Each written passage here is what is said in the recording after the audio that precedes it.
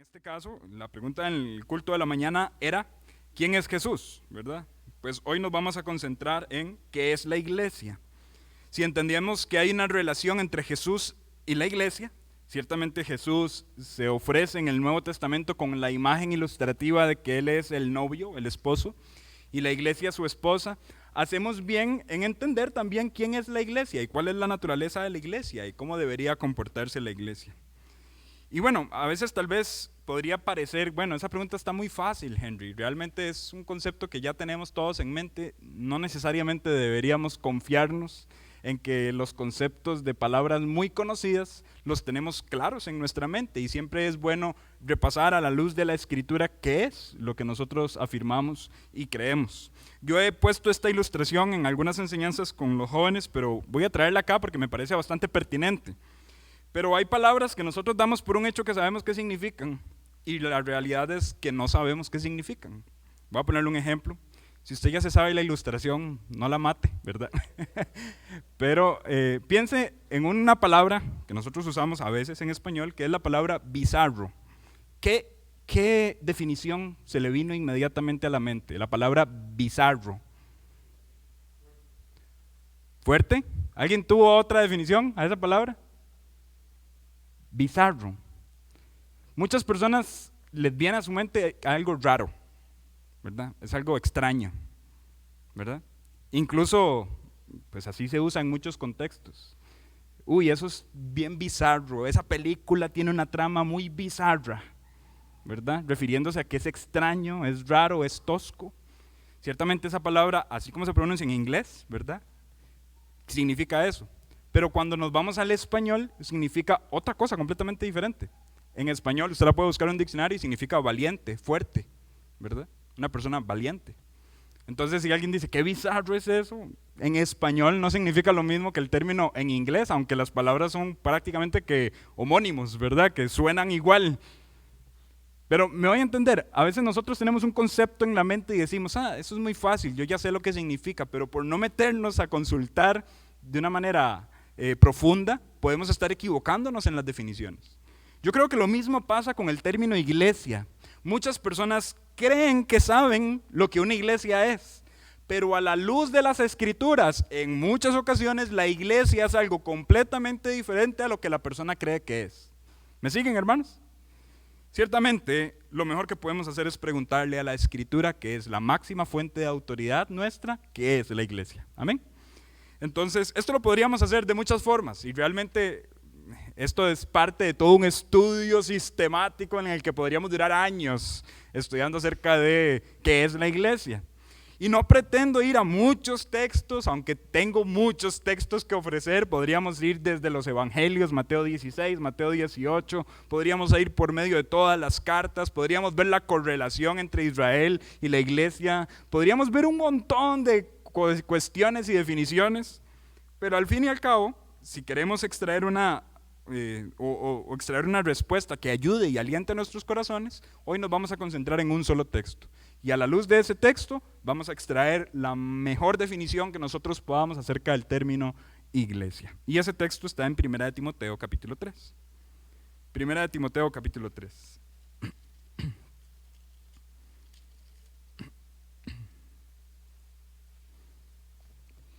Los versículos que vamos a estar estudiando propiamente son versículos 14 y 15. Sin embargo, para tener el contexto claro en mente, vamos a leer ahorita 14, 15 y 16. Hago la aclaración que lo que vamos a estudiar exhaustivamente es 14 y 15. El 16 tal vez lo podríamos dejar para otra ocasión, aunque vamos a hacer alguna mención de él. Dice así la palabra del Señor: esto te escribo, aunque tengo la esperanza de ir pronto a verte, para que si tardo, sepas cómo debes conducirte en la casa de Dios, que es la iglesia del Dios viviente, columna y baluarte de la verdad. E indiscutiblemente grande es el misterio de la piedad. Dios fue manifestado en carne, justificado en el Espíritu, visto de los ángeles, predicado a los gentiles, creído en el mundo, recibido arriba en gloria. Vamos a orar. Padre Celestial, estamos en tu presencia con temor y temblor, rogándote que a través de tu Espíritu y tu palabra, Señor, hables a nuestros corazones. Y en este caso en particular, Señor, te pedimos que nos des luz para una correcta comprensión de lo que tu iglesia es y para que esto también pueda tener efectos positivos en nuestra vida de piedad y servicio a tu nombre, Señor. La honra y la gloria sea para ti y te pedimos que bendigas este tiempo de enseñanza en el nombre de Cristo Jesús. Amén. De estos dos versículos, versículo 14 y versículo 15, y de un poco también del contexto general que nosotros obtenemos de Primera de Timoteo, prácticamente, mis hermanos, podemos sacar 6 enunciados que nos ayudan a contemplar y a responder la pregunta, ¿qué es la iglesia? Vean lo increíble que es la palabra de Dios, ¿verdad? Que en 2 textos podemos tener un sermón de 6 puntos. Realmente uno nunca para de aprender acerca de la Biblia y uno puede nadar y nadar en ella. Hay un pastor del tiempo antiguo que decía que la Biblia es tanto un charco como un océano. Un charco en el sentido en que usted puede cruzar fácilmente por él, divertirse, saltar en él y sentir gozo en su corazón, como un niño siente gozo en un charco, pero al mismo tiempo usted se puede poner el equipo indicado y empezar en ese charco a sumergirse y sumergirse y sumergirse y llegar a un punto donde el oxígeno no le da para llegar a más profundidades. Eso es la Biblia. Como un niño se divierte en un charco, nosotros podemos saltar y divertirnos en la escritura y encontrar regocijo, encontrar gozo en este libro, pero también podemos profundizar y profundizar y nunca llegar a las profundidades de lo que este precioso libro expresa. Y en este caso en particular, como les dije, vamos a ver 6 enunciados de lo que la iglesia es, a la luz de estos 2 versículos, en conexión con el contexto general a Primera de Timoteo. Y el primer enunciado que yo quisiera decir, que le va a dar bastante sustento a los demás, es que la iglesia es comunidad. Si queremos empezar a responder a esta pregunta, lo primero que vamos a decir es, la iglesia es comunidad. ¿De dónde sacamos esto? Pues del contexto general de la carta. Recordemos que Pablo le está escribiendo a Timoteo. Regresemos a 1 Timoteo capítulo 1. 1 Timoteo capítulo 1, versículo 1 dice: Pablo, apóstol de Jesucristo por mandato de Dios nuestro Salvador y del Señor Jesucristo nuestra esperanza, a Timoteo, verdadero hijo en la fe, gracia, misericordia y paz de nuestro Dios y Padre y de Cristo Jesús nuestro Señor. Pablo le escribe a Timoteo. Pablo le escribe a Timoteo para que Timoteo le diga a los obispos, las mujeres, los diáconos, las personas en general de la iglesia, cómo deben conducirse. Pablo le escribe a Timoteo, esto te digo para que sepas cómo conducirte en la iglesia de Dios. Ahora, dígale a los obispos que el obispo tiene que ser así y así y así. Dígale a las mujeres que se comporten en la congregación así, así, así. Dígale a los diáconos que para ser diáconos hay que tener estos y estos requisitos. Entonces, no es un mensaje en sí solamente personal.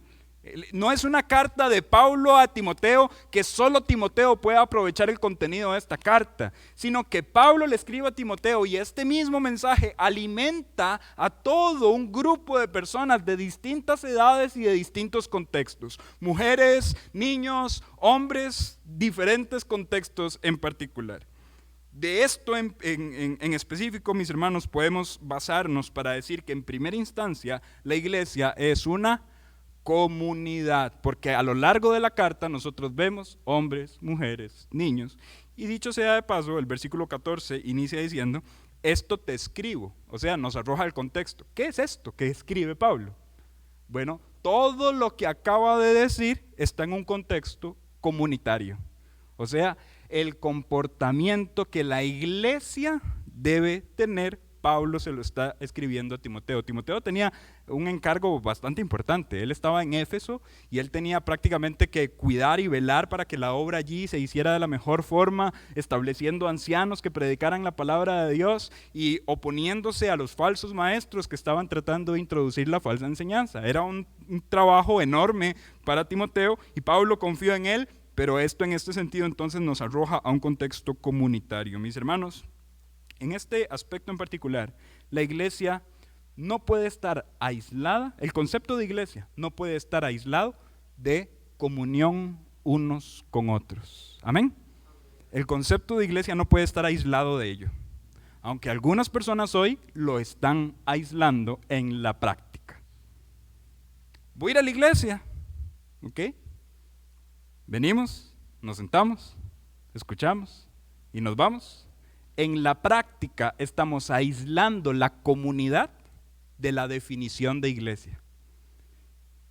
Y en la práctica estamos definiendo iglesia como un lugar al que voy a sentarme para escuchar predicación siendo expuesta. ¿Esa es su iglesia? No, hermanos. La iglesia en primera instancia es comunidad. Y aquí hago tal vez el primer enfoque aplicativo.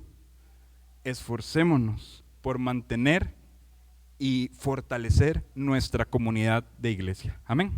Esforcémonos, oremos por otros, preguntemos a otros acerca de su vida, preocupémonos por otros. Cuando otros ríen, riamos con ellos. Cuando otros lloran, lloremos con ellos. Pero este concepto de comunidad tiene que ir ligado a la definición propia de iglesia. Es una comunidad, sí, pero podemos decir también que es una comunidad pecadora, perdonada por misericordia. No hay un requisito de membresía que se enfoque en las virtudes de aquellos que pertenecen a la iglesia.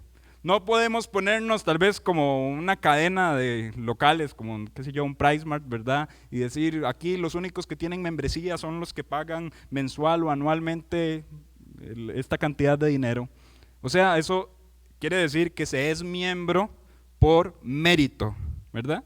Yo tengo un mérito en particular y por tanto soy miembro de esta comunidad. El apóstol Pablo dice más bien todo lo contrario. El apóstol Pablo se ve a sí mismo como una persona que ha sido perdonada por la misericordia de Dios. Vean 1 Timoteo capítulo 1, versículo 15. Dice, palabra fiel y digna de ser recibida por todos, que Cristo Jesús vino al mundo para salvar a los pecadores, de los cuales yo soy el primero, pero por esto fui recibido a misericordia, para que Jesucristo mostrase en mí, el primero, toda su clemencia para ejemplo de los que habrían de creer en él para vida eterna. La autoridad apostólica que está escribiendo esta carta, Pablo está diciendo, yo soy miembro de esta comunidad por misericordia de Dios. Yo fui recibido a misericordia, yo soy un pecador. De los pecadores quizá el más pecador de todos, así se ve Pablo.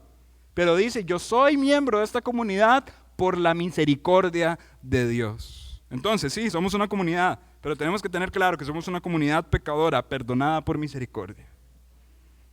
No hay un mérito en nosotros para ser iglesia y no debemos ver debajo del hombro a nadie que no sea iglesia. Más bien tener un llamado, como ahora cantábamos, de ir con prontitud y anunciar las virtudes de aquel que nos llamó de las tinieblas a la luz para que otros se agreguen.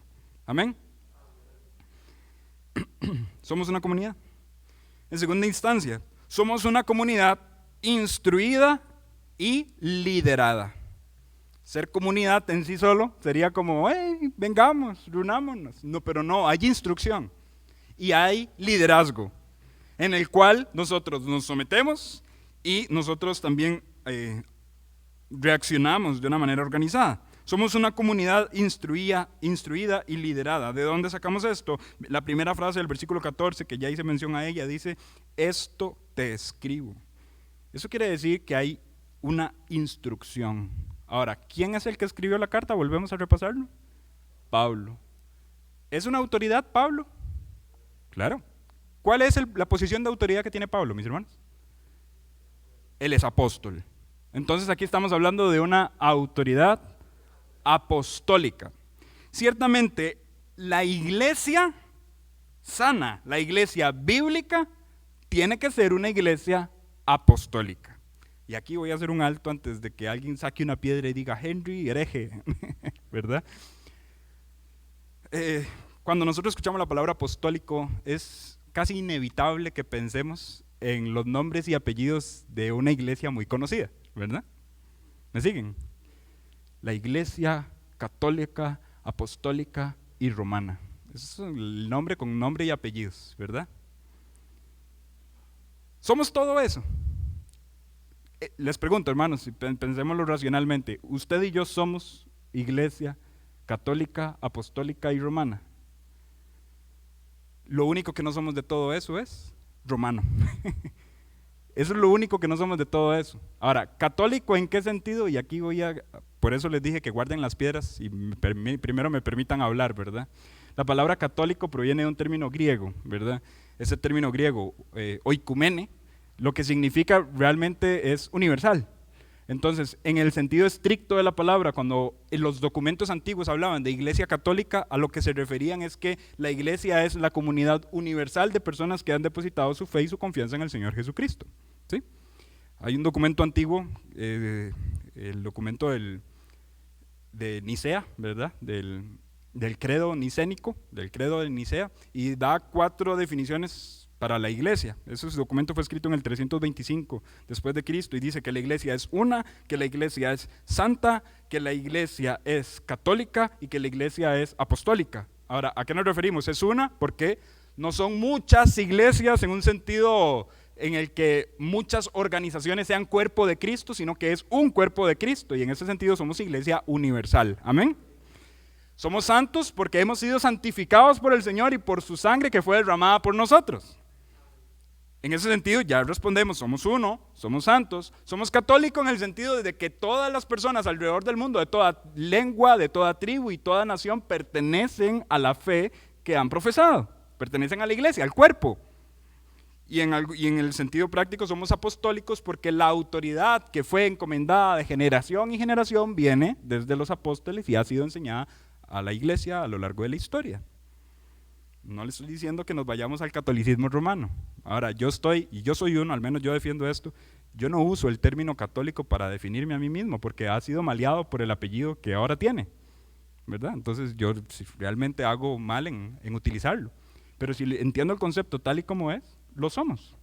Somos una iglesia universal. Hay personas que son miembros de la iglesia, miembros de su familia, en todo el lugar del mundo. Hermanos, estábamos orando por hermanos en Ucrania, nos estábamos gozando cuando ellos estaban orando y cantando himnos mientras estaba la situación así, porque hay un vínculo afectivo entre esos hermanos y nosotros, porque somos familia, porque somos iglesia. Hay un vínculo que nos une. ¿A quiénes? A los que han depositado su confianza y su fe en el Señor Jesucristo. Amén. Entonces, esto te escribo. Es una comunidad instruida y la instrucción es una instrucción apostólica. Ahora, ¿qué mérito tenía Pablo como apóstol? ¿Qué es lo diferente de Pablo a lo diferente entre usted y yo? O sea, ¿qué hace a Pablo diferente de usted? ¿Y qué hace Pablo diferente a mi persona? ¿Es Pablo un pecador? Claramente, él acaba de decir, lo acabamos de leer, él se considera a los pecadores el primero. ¿Hay algún mérito trascendental en su personalidad para que él tenga autoridad en sí mismo para escribir una epístola? Su mérito apostólico es que él fue testigo de Jesucristo. Él fue testigo de su... De hecho, eso es lo que hace a un apóstol ser apóstol.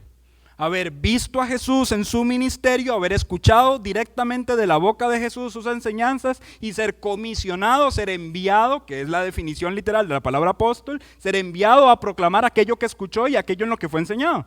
Amén. Precisamente por eso no hay apóstoles hoy, hermanos. Porque hoy en día, ¿quién va a estar vivo que haya visto a Jesús en vida? Nadie, no hay apóstoles en esta era en particular, porque el requisito fundamental de un apóstol es que haya visto a Jesús vivo. Y alguien diría, pero Pablo no, entonces. Bueno, en un sentido sí. Pablo, él mismo se habla de sí mismo como de los apóstoles, casi como un abortivo, ¿verdad? El Señor se le apareció, incluso podemos decir que el Señor tuvo contacto personal con él en algún momento de su desarrollo.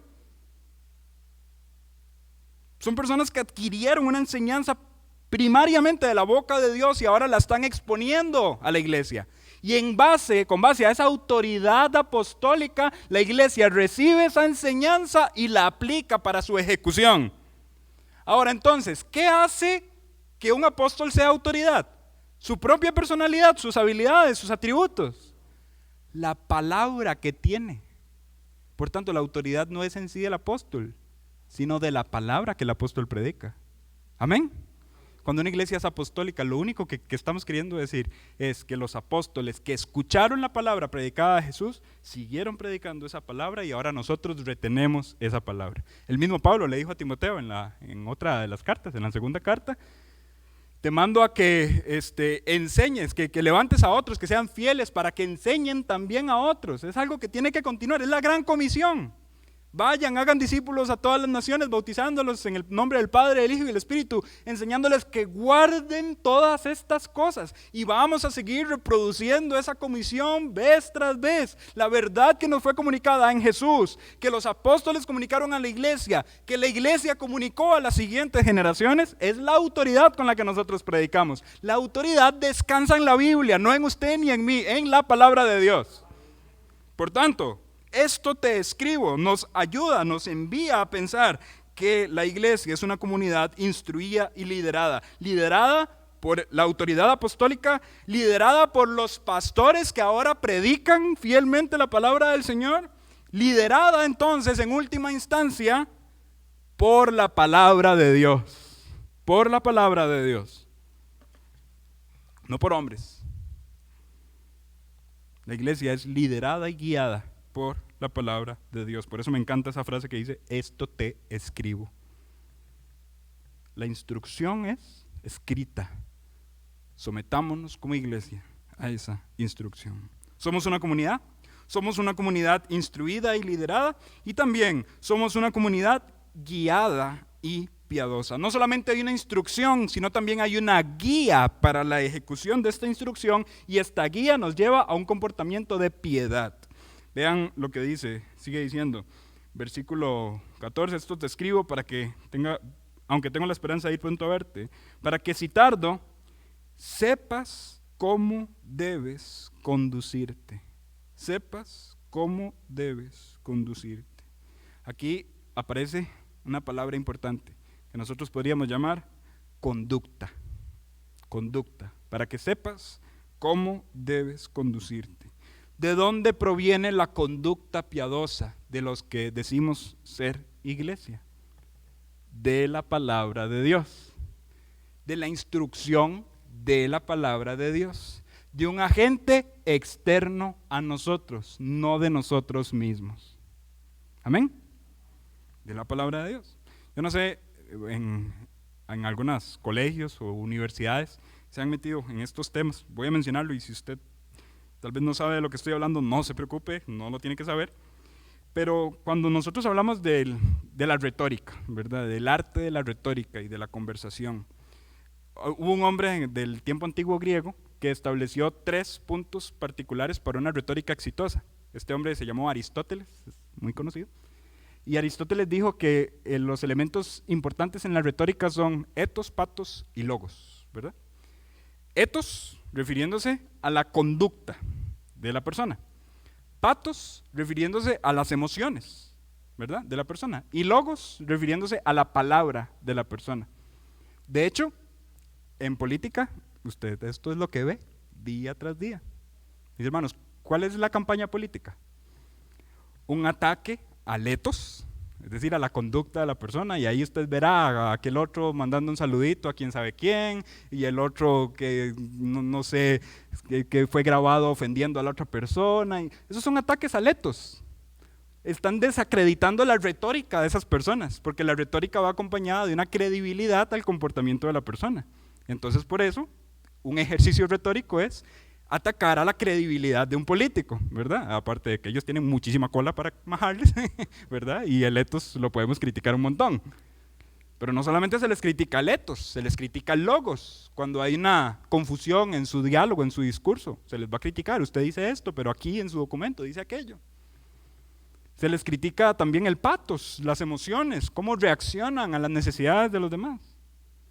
Pero el etos como conducta, de hecho, de esta palabra etos en griego proviene el término ética, ¿verdad? Entonces, eso proviene de conducta. El etos es propio, es mío. El etos es una virtud mía, una virtud que yo poseo.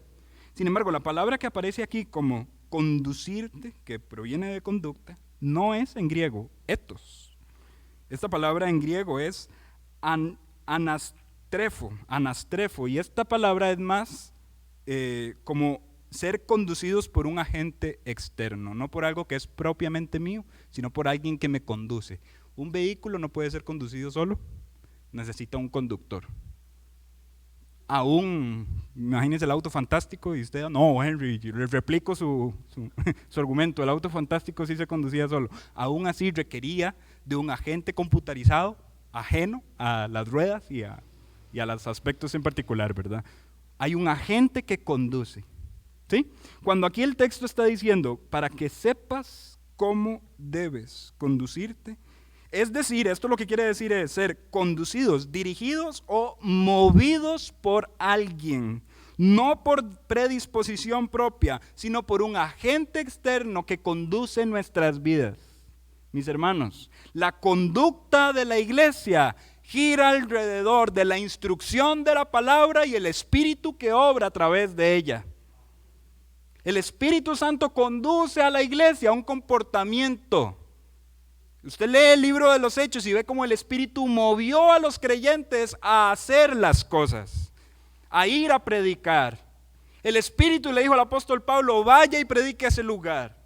Dios está obrando en el interior de las personas que son iglesia, moviéndolos para hacer su voluntad. Por tanto, somos una comunidad instruida y liderada, pero esta instrucción nos guía a una vida piadosa, No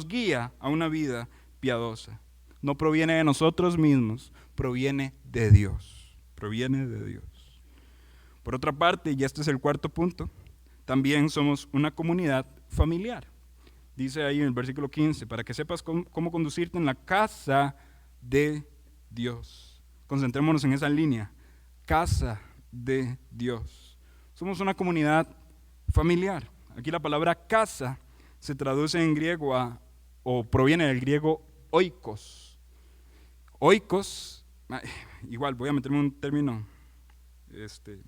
un poco estricto, pero esto es una figura retórica. En retórica esto se llama una metonimia. Y una metonimia es cuando usted usa una palabra para referirse a algo, aunque no necesariamente esta palabra sea eso, ¿verdad? Ejemplos fáciles. Yo le digo a alguien, no sea Judas, no sea tan Judas usted. ¿Qué entienden ustedes cuando yo digo esa afirmación? No sea tan traidor.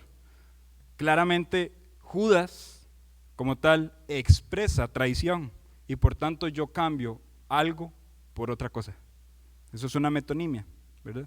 En este sentido, casa, aunque si bien es cierto, podemos hablar de un edificio, de una estructura, no está queriendo hablar de la estructura construida, sino de lo que hay dentro, es decir, de la familia, de la comunidad, ¿verdad? Esto es el énfasis de la palabra griega oikos. Cuando dice aquí que somos casa de Dios, el énfasis claro es que se refiere a una comunidad que tiene un vínculo familiar, y hay muchas imágenes en el Nuevo Testamento que nos arrojan a pensar en la iglesia como una familia. Somos hermanos, somos adoptados, Dios es nuestro Padre. ¿Me siguen, hermanos? Todas estas palabras nos arrojan a afirmar que la iglesia es familia. ¿Qué vínculos preciosos podemos tener nosotros con nuestra familia? Cosas que podemos compartir con ellos que no podemos a veces compartir con nadie más. Pero se supone a la luz de la espiritualidad bíblica que yo debería tener la capacidad de compartir con mi familia espiritual de la misma forma que comparto con mi familia terrenal. Hace unas semanas estuve en una conferencia donde había un pastor que estaba exponiendo que él es pastor de una iglesia latina en Estados Unidos. Y él nos comentaba lo siguiente, y él nos decía, yo tengo una ventaja sobre ustedes que son pastores en una iglesia acá en Centroamérica. Y él decía lo siguiente, mi comunidad está aislada de su familia de sangre. Por tanto, aquello que generalmente buscan en su familia, lo encuentran en la iglesia. Y eso generaba una unidad tremenda, que en muchas ocasiones en nuestras iglesias por nuestros contextos no está. ¿Por qué? Porque tenemos a nuestra familia de sangre muy cerca. Acudimos a nuestra familia inmediatamente. Yo se lo comentaba a Pastor Mike y él me decía, eso es muy normal no solo en latinos, sino en la iglesia estadounidense en general, porque las distancias son muy largas. Una persona se va a vivir a otro estado, genera comunidad con su iglesia, porque es su familia. Pero usted y yo en muchas ocasiones nos refugiamos en nuestra familia de sangre. ¿Está eso mal? No, definitivamente no. La familia es una institución creada por Dios para que nosotros nos apoyemos y crezcamos a través de ellos. Pero lo que estaría correcto es que con la misma intensidad con la que yo me refugio en mi familia de sangre, también me refugie en mi familia espiritual. Amén. Y la pregunta práctica aquí es, mis hermanos, ¿lo estamos haciendo? Estoy amando a mi familia espiritual con este nivel de intensidad. Cuando hay una alegría en mi vida, se lo quiero comunicar a alguien de mi iglesia. Cuando tengo una carga en mi corazón, se lo quiero decir a alguien de mi iglesia. Esta es la intensidad de la definición del término iglesia, que en muchas ocasiones usted y yo no practicamos. Nos conformamos con pensar que la iglesia es un lugar al que yo asisto y nos olvidamos que más bien la iglesia es una comunidad a la que yo pertenezco si fui perdonado por la sangre del Señor Jesús. No venimos a la iglesia, somos la iglesia. Somos la iglesia. La iglesia es casa de Dios. Esta unidad estructural gira en torno a un vínculo afectivo, porque la obra de Dios con nosotros nos reconcilió con Dios y nos reconcilió con otros. Antes, cuando estábamos muertos en nuestros delitos y pecados, estábamos lejos de Dios, pero también estábamos lejos de otros, porque éramos esclavos a los pecados que generalmente ofenden a los demás. Amén. El pecado aleja. El pecado nos aleja de otros. Y cuando nosotros estábamos muertos en pecado, estábamos lejos de otros. Pero la obra gloriosa del Señor es que alguien fue perdonado y se acercó a Dios. Otro alguien fue perdonado y se acercó a Dios. Y esto generó una cercanía y una reconciliación entre estas dos personas. Esto lo multiplicamos por 10, por 15, por 50, por 300. Hermanos, teológicamente hablando, usted y yo estamos cerca por la sangre de Jesucristo. Yo debería poder descansar y confiar en mi iglesia.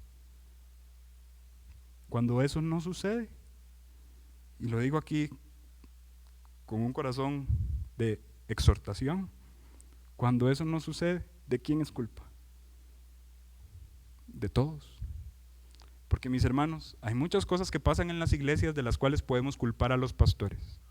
Muchas. Pero la comunidad es algo que tiene que hacer cada uno su propio esfuerzo. Por más predicación que haya en el púlpito, tienen que ser los pasos decisivos y voluntarios de las personas que generen armonía y comunidad unos con otros. Amén. ¿Tiene usted personas a su lado en las cuales usted puede apoyar y descansarse de su familia espiritual? Sí, Henry, un amigo mío es de otra iglesia. Perdóneme, pero no. Usted debería generar esto en su iglesia local. En su iglesia local. Porque sí, cierto, la iglesia es universal. Personas de todos los lugares estamos representando el cuerpo de Cristo, pero al mismo tiempo Dios estableció liderazgo local, a quien dar cuentas y a quien es debido el seguimiento del crecimiento de las personas. Por tanto, en la iglesia local yo debería fomentar mi actividad y mi comunión con otros. Esto no lo digo solamente señalando. Soy consciente que hay otros dedos señalándome a mí y soy consciente de que yo tengo también que trabajar en esto, ¿verdad? Porque es muy fácil decirle, hermanos, tengan más comunión con otros. Cuando hablo por mí mismo, qué rico es estar solo. Hay dos tipos de personas, ¿verdad? La persona que es extrovertida ama estar acompañada y la persona que es un poco más introvertida ama estar solo. Yo personalmente me catalogo en estar solo, me gusta, pero eso no va con la cultura eclesiástica. Y yo tengo que luchar contra mi propia personalidad y obligarme a mí mismo a tener comunión con los demás. Pues antes que tener una posición de liderazgo sobre alguien en esta iglesia, antes que cualquier cosa, yo soy hermano de mis compañeros de iglesia. Yo soy hermano. Y por tanto yo tengo que ser intencional al generar comunidad. Cuando yo doy discipulados, yo hago muy claro y digo muy claro a las personas que estoy discipulando, esto no es una clase en la que yo soy el maestro y usted es el alumno. Esto es un tiempo en el que estamos compartiendo nuestra vida cristiana y nos estamos alimentando mutuamente. No me vea como yo el maestro, usted el alumno, eso no es así. Cuando estamos enseñando la Biblia a alguien, somos los dos juntos creciendo. Hermanos, tenemos que ser intencionales en ese estilo de vida. Lo que hemos visto hasta el momento entonces, la iglesia es comunidad, la iglesia es una comunidad instruida y liderada, la iglesia es una comunidad guiada y piadosa, la iglesia es una comunidad familiar, y nos quedan solamente dos más para terminar. La iglesia es una comunidad orgánica y perteneciente. Vean lo que dice, sigue diciendo el versículo 14, para que sepas cómo conducirte en la casa de Dios, que es la iglesia del Dios viviente. Aquí se está hablando de la iglesia como un organismo, y al hablar de organismo estamos hablando como algo que tiene vida. Es la iglesia del Dios viviente, y no solamente es un organismo vivo, sino que también es perteneciente a alguien. Le pertenecemos al Dios vivo, somos del Dios vivo, le pertenecemos a Él, somos de Él y somos un organismo vivo. ¿Se recuerdan cuando el Señor Jesús en Mateo capítulo 22 versículo 32, refiriéndose a los patriarcas Abraham, Isaac y Jacob, dijo: han escuchado que las escrituras dicen que Dios es Dios de Abraham, Isaac y Jacob? Y utilizó eso como un argumento para decir: Dios es Dios de vivos, no es Dios de muertos. Y ese argumento le sirvió a él para hablar de la resurrección y decirles: Abraham, Isaac y Jacob están vivos. Mis hermanos, al mismo tiempo este texto está diciendo que nosotros somos iglesia del Dios viviente. Por tanto, por definición, la iglesia está viva. Antes estábamos muertos en nuestros delitos y pecados, pero ahora estamos vivos en Cristo Jesús. Somos un organismo vivo. Su cuerpo, si usted está aquí, su cuerpo está vivo, y si no, qué miedo, ¿verdad? Pero si a su cuerpo le majamos el dedo gordo del pie, le duele muchísimo. Este organismo vivo está unido, cada miembro está unido, unos con otros. Las alegrías de un miembro lo siente el otro. No podemos dividir el cuerpo en secciones y enfocarnos en solo partes del cuerpo. El cuerpo es un todo. De la misma forma la iglesia. Somos un organismo, estamos vivos, pero lo que nos hace un organismo especial es que pertenecemos al Dios vivo. De hecho, estamos vivos porque le pertenecemos a Él. Somos la iglesia del Dios viviente. Y por último, somos columna y baluarte de la verdad. Detalle de contexto: ¿dónde está Timoteo cuando Pablo le está escribiendo esta carta? ¿En qué lugar? ¿En qué sitio? Lo mencionamos al principio. En Éfeso. En Éfeso había un templo, es una de las maravillas del mundo antiguo, enorme, con una cantidad exagerada de columnas que sostenían una estructura.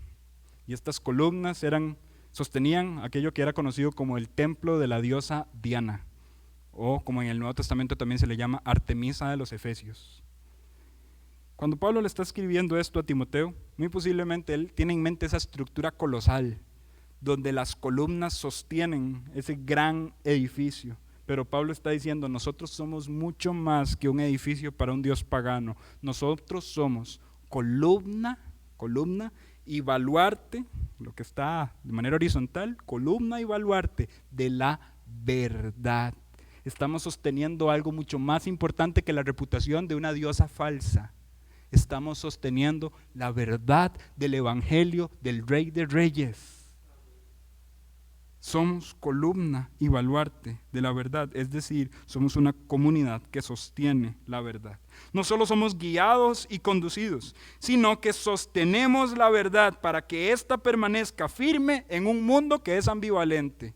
Tenemos que permanecer firmes, sosteniendo la verdad tal y como la verdad es, comunicándola. La autoridad apostólica que nos dio a nosotros la verdad del evangelio espera de nosotros que sigamos replicando esta verdad de generación en generación, que sigamos enseñándole a otros. La iglesia es entonces columna y baluarte de la verdad. Escúchenme bien lo que voy a decir en este momento. La iglesia no define la verdad. La iglesia sostiene la verdad. Repito, la iglesia no define la verdad. La iglesia sostiene la verdad. Ahora que estábamos hablando de iglesia católica, apostólica y romana, una de las principales cosas que nos dividen a nosotros de ellos es que ellos argumentan definir la verdad. La iglesia define la verdad en sus estatutos, en sus doctrinas. La iglesia dice lo que es cierto. ¿Qué decimos nosotros? La iglesia sostiene la verdad.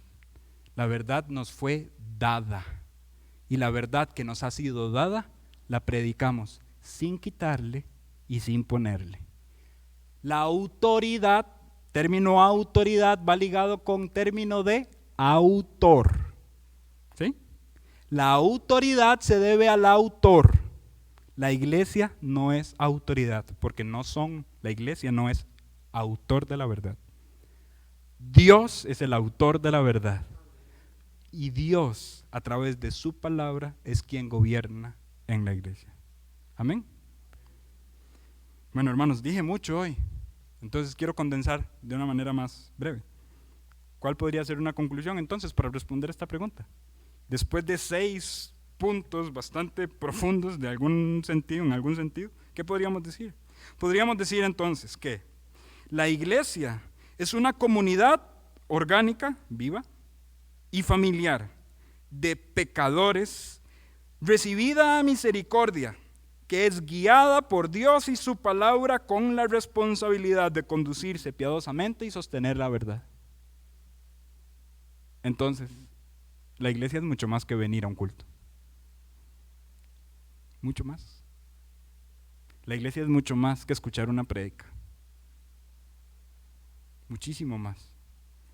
Repito, la iglesia es una comunidad viva y familiar de pecadores recibida misericordia, que es guiada por Dios y su palabra con la responsabilidad de conducirse piadosamente y sostener la verdad del evangelio. Si usted le sigue haciendo preguntas a este texto, dice, la iglesia es columna y baluarte de la verdad, podríamos preguntar, ¿cuál verdad? Bueno, ya esto nos lleva al otro tema que no nos da tiempo de predicar hoy. La verdad es la que es indiscutiblemente grande misterio de la piedad, es decir, Dios fue manifestado en carne, justificado en espíritu, visto de los ángeles, predicado a los gentiles, creído en el mundo, recibido arriba en gloria. Resumen, Dios murió, fue sepultado y resucitó. Esa es la verdad que la iglesia sostiene como columna y baluarte. Y no vamos a dejar que nadie la tergiverse. La sostenemos firmemente porque en esa verdad está la autoridad que nos hace a nosotros ser un organismo vivo, un organismo piadoso. Hermanos, al ver todas estas definiciones, la iglesia no es un club social. La iglesia no es un edificio. La iglesia no es la autoridad definitoria de la verdad. La iglesia es mucho más que todo eso. ¿Cree usted que la iglesia es eso?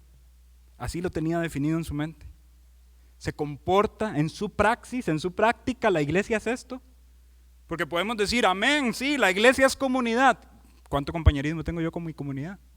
Amén, sí, la iglesia es familia. ¿Cuánto vínculo tengo con los miembros de mi iglesia? Amén, sí, la iglesia es columna y baluarte de la verdad. ¿Estoy sosteniendo la verdad frente a un mundo que ama la mentira? ¿Estamos sosteniendo la verdad, enseñándola al mundo? ¿Me siguen, hermanos? Teóricamente podemos decirle amén a todas estas cosas, pero la pregunta es, ¿y en la práctica estamos siendo iglesia? Bueno, que este sermón sirva como un llamado a nuestros corazones a entender que es una iglesia y desear comportarnos como una. El libro de Hechos está lleno de ilustraciones de personas que entendieron que era una iglesia, y les aseguro que ninguno de ellos tenía un grado de doctorado, ni maestría, ni nada por el estilo. Ellos simple y sencillamente entendieron que la iglesia era una comunidad que predicaba el evangelio. Y tenían todas las cosas en común, y había alguien en necesidad y vendían todas las cosas y ayudaban al que estaba en necesidad, y veían una región sin el evangelio y enviaban a sus misioneros para que predicara el evangelio. Estaban organizados, estaban vivos, se amaban. ¿Y nosotros? ¿Definimos la iglesia como un lugar al que venimos y nos sentamos, escuchamos y nos vamos? Dependemos que la iglesia sea creativa en hacer actividades para poder tener comunión con otros. Si no hubiera sociedad de jóvenes, si no hubiera reunión de hombres, si no hubiera reunión de damas, si no hubiera años dorados, si no hubiera nada de eso, ¿tendría comunión yo con los hermanos de mi iglesia? Porque la iglesia es más que sus programas. Bueno, gloria a Dios por sus programas que incentivan la comunidad. Pero, ¿tengo yo comunidad sin esos programas? ¿Me siguen, hermanos? Es que Dios quiera que Dios nos hable a nuestros corazones, que la palabra hable a nuestros corazones y actuemos. Actuemos a la luz de estas verdades, de la respuesta a una pregunta que al principio parece muy básica, pero que realmente es profunda. Seamos intencionales en comportarnos como una iglesia. Amén. Vamos a orar para terminar. Padre Celestial, perdónanos si en algún momento nuestro comportamiento no es como el de una iglesia sana. Y ayúdanos a entender que somos una comunidad de personas que hemos sido rescatados por tu misericordia. Una comunidad viva, una comunidad guiada e impulsada por tu espíritu a una conducta piadosa, una comunidad que debe esforzarse en sostener la verdad en medio de un mundo que ama la mentira. Somos una comunidad que debe sostener la luz cuando las personas aman las tinieblas. Ayúdanos, Señor, a entender estos conceptos y aplicarlos en nuestra vida personal. Ayúdanos a ser intencionales en ello. A no esperar que alguien más lo haga, sino yo dar el primer paso, Señor. Ayúdanos a dar ese primer paso. Y si todos aquí, todos los que estamos aquí, diéramos un paso, Señor, las cosas serían muy diferentes, con cambios individuales que podrían generar un entusiasmo y un avivamiento colectivo. Pues ayúdanos, Señor, entonces, individualmente a dar estos pasos para fomentar y alimentar una vida de comunidad y armonía. Ayúdanos a entender lo que la iglesia es. Podríamos escuchar sermones en nuestra casa, podríamos cantar en nuestra casa, podríamos hacer tantas cosas solos en nuestra individualidad, pero tu voluntad era reunirnos en una familia, en una casa viva. Y te damos gracias porque no solamente pensaste en salvarnos, sino también en edificarnos a través de la iglesia. Gracias, Señor, por este día, por el mensaje de tu palabra y por lo que estamos a punto de hacer también en este culto, por tu santa cena, que nos recuerda la unión que tenemos contigo y con otros hermanos a través de tu sacrificio. La honra y la gloria sea para tu nombre. Oramos en el nombre de Cristo Jesús. Amén.